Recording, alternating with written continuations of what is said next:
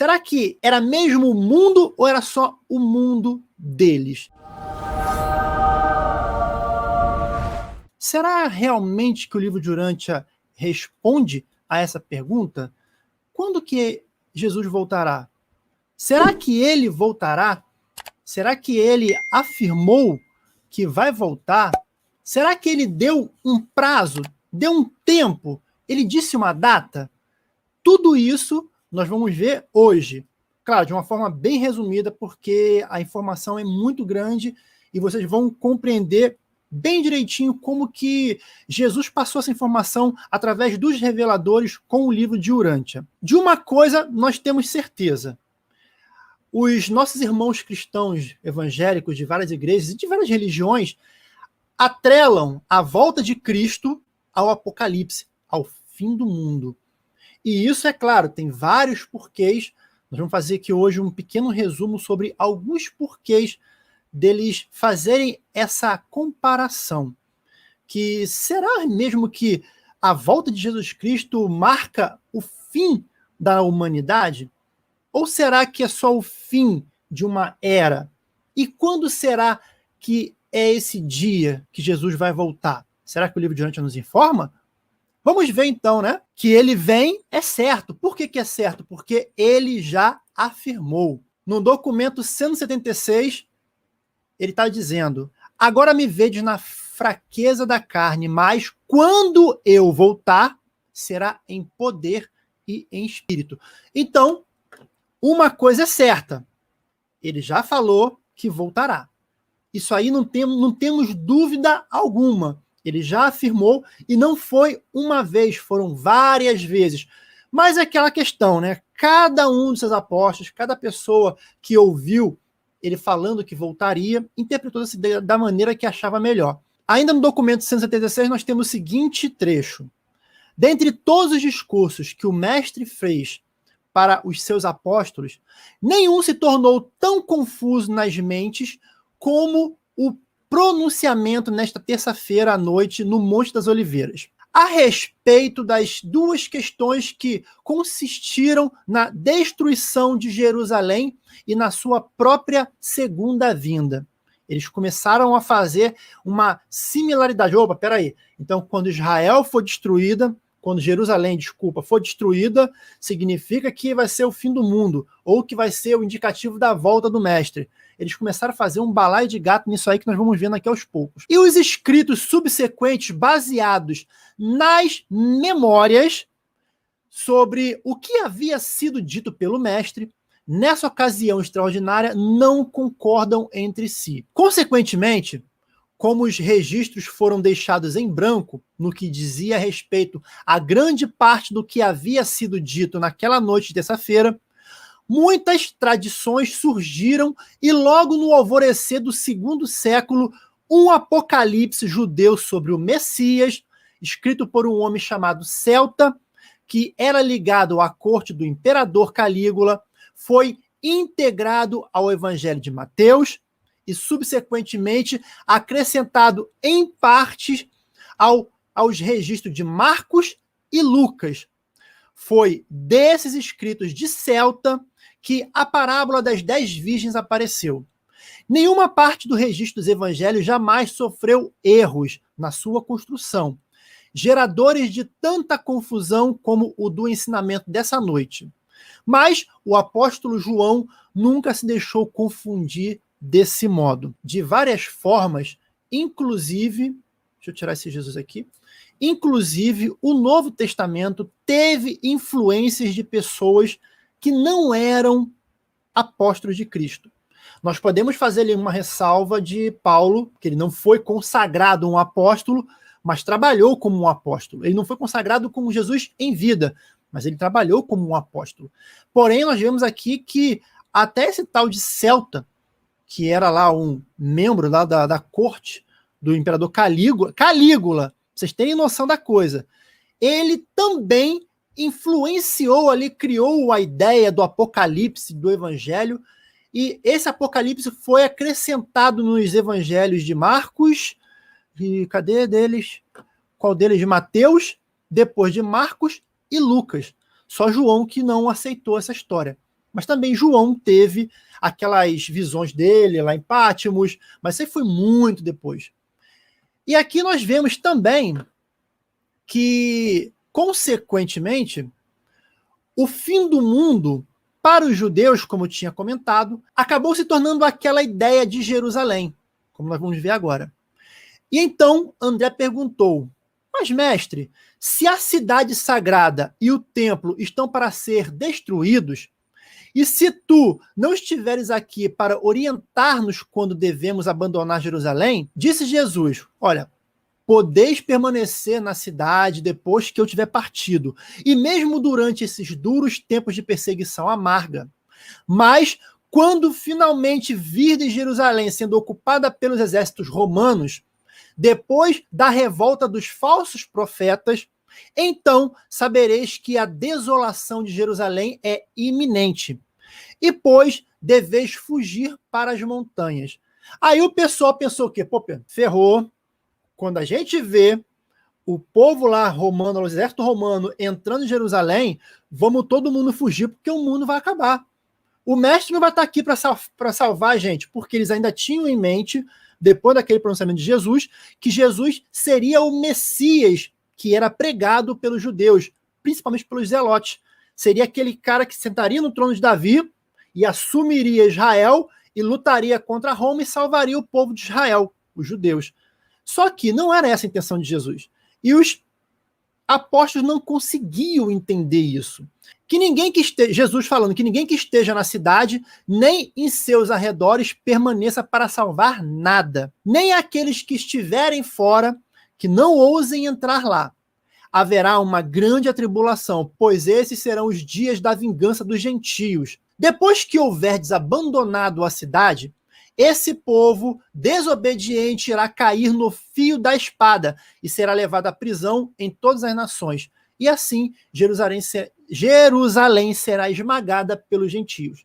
Agora, o que eles não conseguiam observar, até porque eles tinham a cultura de que eram o povo eleito, eles não conseguiam observar que Jerusalém ia cair.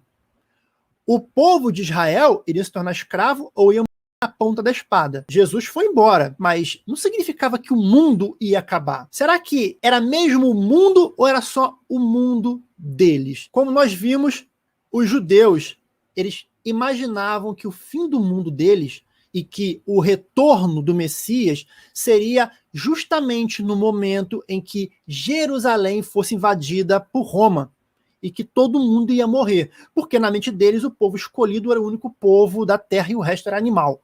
Só pode, não é possível, né?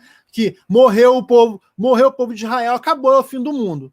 Mas era o fim do mundo só para eles. Porém, nós temos também aquilo que seria o fim do mundo para os evangélicos. Como que seria o fim do mundo, o motivo pelo qual seria a vinda de Cristo para os evangélicos? O livro de Antes também explica para os cristãos. Nas suas mentes, esses judeus estavam determinados a associar a destruição do templo ao fim do mundo, como estava explicando. Eles acreditavam que essa nova Jerusalém abrangeria toda a Palestina e que, ao fim do mundo, seguir-se-ia o surgimento imediato dos novos céus e da nova terra, ao fim do mundo deles, que era o que eles acreditavam. E assim, então, não era estranho que Pedro dissesse, mestre, sabemos que todas as coisas passarão quando os novos céus e a nova terra surgirem. Mas como saberemos quando vós ireis retornar para que tudo isso se cumpra? Ao ouvir isso, Jesus ficou pensativo por algum tempo e então disse, vós errais sempre, pois estáis sempre tentando ligar o novo ensinamento ao antigo. Vós estáis determinados a compreender de um modo errado todo o meu ensinamento. Vós insistis em interpretar o evangelho de acordo com as vossas crenças já estabelecidas. Entretanto, vou tentar esclarecer-vos. Então Jesus indagou Pedro e falou, olha, vamos agora aqui esclarecer um pouquinho mais. Pedro, para você entender que unir o novo evangelho com o velho evangelho, e você ter essa mente de que, poxa, Ô pai, você falou que vai voltar, mas quando você vai voltar? Vai voltar quando Israel acabar? Vai voltar quando o céu e o novo céu, a nova terra vir? Como é que será isso? Jesus explicou. E Jesus deixou bem claro quando mais ou menos ele poderá vir. Não falou data, mas ele deixou bem claro quando ele poderá vir. Continuando a responder a pergunta de Pedro, Jesus disse: por que supondes ainda que o Filho do Homem deve sentar-se no trono de Davi? Eles teimavam com isso. E por que esperais ver cumprir os sonhos materiais dos judeus? Já não vos disse todos esses anos que o meu reino não é deste mundo? As coisas que estás agora desprezando estão chegando a um fim. Mas que isto seja um novo começo do qual o evangelho do reino possa sair para todo mundo e que seja a salvação levada para todos os povos. E quando o reino houver chegado à plena, prestem atenção, olha Jesus falando, e quando o reino houver chegado à plena fruição, podeis estar seguros de que o Pai, no céu, não deixará de contemplar-vos com uma revelação ainda maior da verdade e uma demonstração mais elevada de retidão, pois ele já outorgou a este mundo aquele que se tornou o príncipe das trevas. E, em seguida, deu-lhe a Adão. Quem foi que se tornou o príncipe das trevas? Não foi Luciferzinho, foi quem? Caligacha. Depois veio quem? Adão.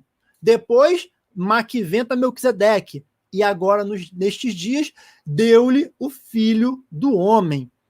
E hoje nos entregou a revelação em livro, o livro de Urântia, a quinta revelação. Agora, como ele disse aqui, deixou bem claro, e quando o reino houver chegado à plena fruição. O que é o reino? O reino seria, a gente está pregando o evangelho dele, várias igrejas em todos os locais. O que seria o reino à plena fruição? Acredito eu que seja a época de luz e vida. Esse seria o reino à plena fruição, porque nós sabemos que o reino, aqui também ele fala, que para que se instaure o reino, todas as línguas professará que Jesus Cristo é o Senhor. Até chegar esse momento, podemos não estar em luz e vida, mas acredito eu que para chegar a esse momento, as pessoas já têm que estar chegando em luz e vida, porque vai ser difícil, meus irmãos, vai ser complicado chegar a esse tempo.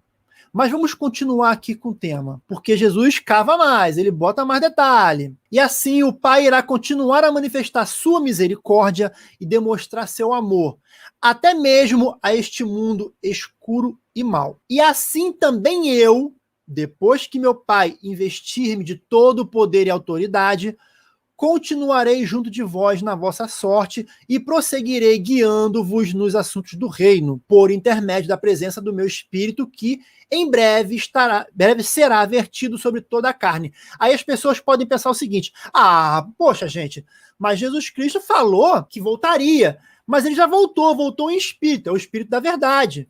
Então não precisamos mais esperar ele. Não, meus queridos. Ele falou que ele vai voltar em carne. Eu já tive um irmão que falou: não, o Leandro, o Jesus já voltou porque ele prometeu que voltaria com o espírito dele, e ele voltou em espírito, e era o Espírito da verdade, que no caso, quando esse meu amigo me falou, ele era da igreja, ele era evangélico e falou que era o Espírito Santo, mas não é bem assim. Jesus falou que ele voltaria em corpo, embora, mesmo estando assim em espírito presente entre vós, eu prometo também, ele falando, eu prometo também que algum dia eu retornarei a este mundo onde vivi esta vida na carne e onde tive a experiência de simultaneamente revelar Deus ao homem e de conduzir o homem a Deus. Ele prometeu, não temos o que discutir, ele voltará. Isso é um fato. E não foi em carne, em espírito, como o Espírito da verdade. Ele voltará em carne para poder estar aqui conosco. Muito em breve, devo deixar-vos e retornar ao trabalho que o Pai confiou a minhas mãos. Entretanto, tende bastante coragem, pois eu voltarei dentro de algum tempo. Nesse interim, o meu Espírito da verdade para o universo irá confortar-vos e guiar-vos. Aí nós vemos a confirmação de que a volta dele não se referia ao Espírito da Verdade. O Espírito da Verdade foi um bônus, digamos assim. Ele está conosco, em espírito, mas ele falou, eu vou voltar. Em um tempo eu vou voltar. Quando? Quando o reino estiver totalmente fluido. Então, nós sabemos que para o reino chegar à sua total plenitude, todas as línguas têm que confessar que Jesus Cristo é o Senhor. Isso só pode ser o quê? No mínimo, chegando à luz e vida. No mínimo. Porém, pode ser um pouquinho antes. Vamos ver? Olha que interessante. A época da volta do Filho do Homem, todavia, é conhecida apenas nos conselhos do paraíso. Nem mesmo os anjos, que o nosso irmão estava comentando aqui, nem mesmo os anjos dos céus sabem quando isso ocorrerá. Contudo, tem sempre um vós deverias entender que quando este evangelho do reino houver sido proclamado a todo o mundo para a salvação de todos os povos, e quando o tempo tiver alcançado sua plenitude, o Pai vos enviará uma outra outorga dispensacional. Ou então, o Filho do Homem retornará para julgar a idade. E aí, entendemos agora? É ou não é factual? Vou dizer que estamos perto, que não estamos, mas ele deixa bem claro. Olha, a idade, só quem sabe lá é os anjos, né? Só quem sabe lá é o conselho do paraíso. Contudo, temos que saber o seguinte, vai chegar um momento, que também explica aqui, que é o momento onde o materialismo começa a ser derrotado em nosso planeta, que nesse momento o pai vai começar a observar, olha, o livro de Urântia já satisfez ali o povo, já conseguiu elevar a humanidade a um degrauzinho superior. Então, vamos colocar uma outra outorga dispensacional. Poderia ser um filho magisterial? Poderia. Poderia ser um Melquisedeque para condenar aqui a bagunça que está? Poderia. Mas também pode ser o Filho do Homem. Ele deixou bem claro, pode ser o Filho do... Eu posso voltar. Ele pode voltar a qualquer momento. E dali, então, vai reinar e julgar a idade. Agora, ele fala, olha, retornará para julgar a idade, para dar um fim a um tempo dispensacional. Será que ele vai continuar? Vai continuar aqui como príncipe do nosso planeta? Vai continuar reinando junto conosco? E aí Jesus continua falando com Pedro. Mas deverias saber a respeito do amadurecimento de uma idade. Deverias estar alerta para discernir os sinais do tempo, que o nosso irmão estava comentando. Vós sabeis que, quando a figueira mostra seus tenros galhos e folhas, é porque o verão está próximo. Do mesmo modo, quando o mundo tiver passado pelo longo... Olha o que falou. Quando o mundo tiver passado pelo longo inverno da mentalidade materialista e já discernirdes a vinda da primavera espiritual de uma nova dispensação. Deveria saber que se aproxima o verão de uma nova visitação, No mandado de publicação, nosso Melquisedeque deixou claro que o livro de Urântia não é para a nossa época. É para uma época conseguinte, uma época posterior a essa luta ideológica que ocorria naquele tempo. Loucura versus as pessoas com a mente sã. Ele também relata que o livro de Urântia vai ser para a época dos justos, a geração dos justos. Então, enquanto o povo tiver essa mentalidade materialista, não tem ramozinho nenhum da figueira, mostrando que está chegando o verão. Nós saberemos que não virá uma nova visitação. Acabou a guerrinha ideológica no mundo, que é só isso? Já podemos, no horizonte, vislumbrar a chegada do Pai. Agora vamos ver quando é o meu e o seu fim do mundo. Quando o nosso mundo acaba. Porque até então já entendemos que Jesus deixou em aberto quando mais ou menos ele pode voltar. Ele botou lá, contudo, eu posso voltar quando tiver acabado esse povo com a mentalidade materialista. E aí, já deu a dica. Mas o povo ainda pensa que, ainda continua atrelando a ideia de Cristo com o fim do mundo.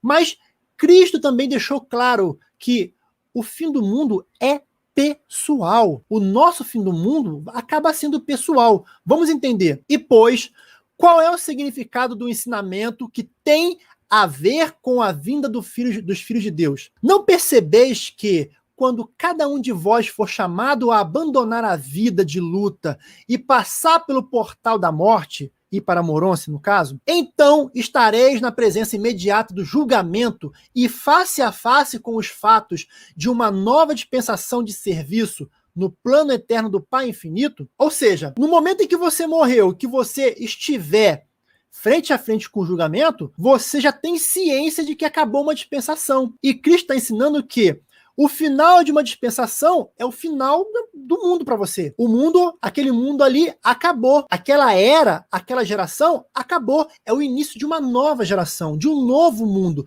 Não é a explosão do planeta, o Armagedon, o Big Bang do planeta, o Kabum, acabou o mundo. Não é isso. É o fim de uma geração, o fim de um tempo, o início de uma nova era. Cristo está explicando que quando você morrer e acordar no julgamento, você tem certeza. Opa, se eu estou no julgamento, é porque acabou uma dispensação. Acabou um tempo dispensacional. O que todo mundo deve encarar como um fato real, ao final de uma idade, de uma época, de uma era, vós, como indivíduos, deveis, cada um, com toda certeza, encarar como uma experiência pessoal, quando alcançardes o fim da vossa vida natural e passardes a confrontar-vos com as condições e as demandas inerentes à próxima revelação na progressão eterna dentro do reino do Pai. Você vai ter a certeza que, após acabar aquela tua vida, aquela época acabou. Você vai estar entrando numa nova vida, numa nova fase de vida, aonde você vai adentrar ao reino do Pai, vai passar pelos 7 mundos das mansões, vai chegar em Edentia, vai passar para Salve, então vai frequentar as universidades de Melquisedeques, vai passar para Alversa, vai rodar Nébadon inteiro, depois vai para Avona, e assim por diante. Eu espero, meus irmãos, que vocês tenham entendido que a volta de Jesus é certa e também que existe um momento em que ele pode vir, que é no momento em que a luta ideológica se encerrar, após a luta ideológica nascer a geração dos justos, quando estivermos vendo a todo momento, olha, sei lá, Cuba está livre, Venezuela próspera, Argentina próspera, Estados Unidos, outros países aí, a África só bombando de felicidade, o povo próspero, acabando com criminalidade, você já confortável a andar pelas ruas, aí será os sinais de que uma nova vinda estará próxima.